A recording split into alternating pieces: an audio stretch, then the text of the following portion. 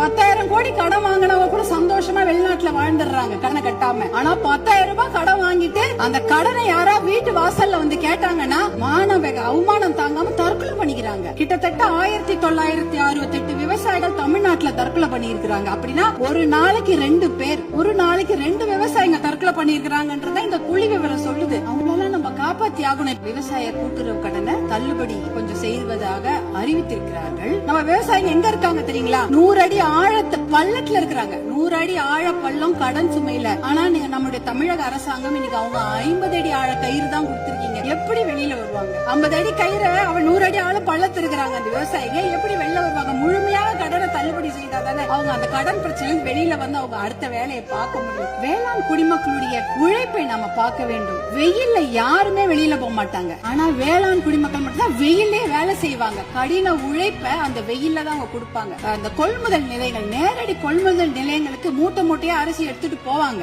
ஆனா ஒரு கொள்முதல் நிலையங்கள்லயும் ஒரு நாளைக்கு இவ்வளவுதான் அரிசி எடுத்துக்க முடியும், இவ்வளவுதான் மூட்டை எடுத்துக்கொள்ள முடியும் என்ற அளவுகோல் இருக்கும். ஆனால் அந்த அளவுகோலுக்கு மேல ஆயிடுச்சுன்னா அந்த மூட்டையை வச்சுட்டு வெயிலையும் மழையிலும் அங்கேயே இருக்கணும். அது என்னவானாலும் சரி, மூட்டையை அவங்க நிலத்துல இருந்து எடுத்துட்டு போயிட்டாங்கன்னா தனியார் அந்த கொள்முதல் நிலையங்கள் வாசல்லே படுத்து கிடப்பாங்க. மழை பெஞ்சிச்சுன்னா அந்த மூட்டையெல்லாம் உள்ளே முளைச்சிடும், கெட்டு போயிடும். இப்படி எத்தனையோ சிரமங்களை மீறி தான் அவங்க நம்மளுடைய உணவு மேசைக்கு சாப்பாடு கொண்டு வராங்க.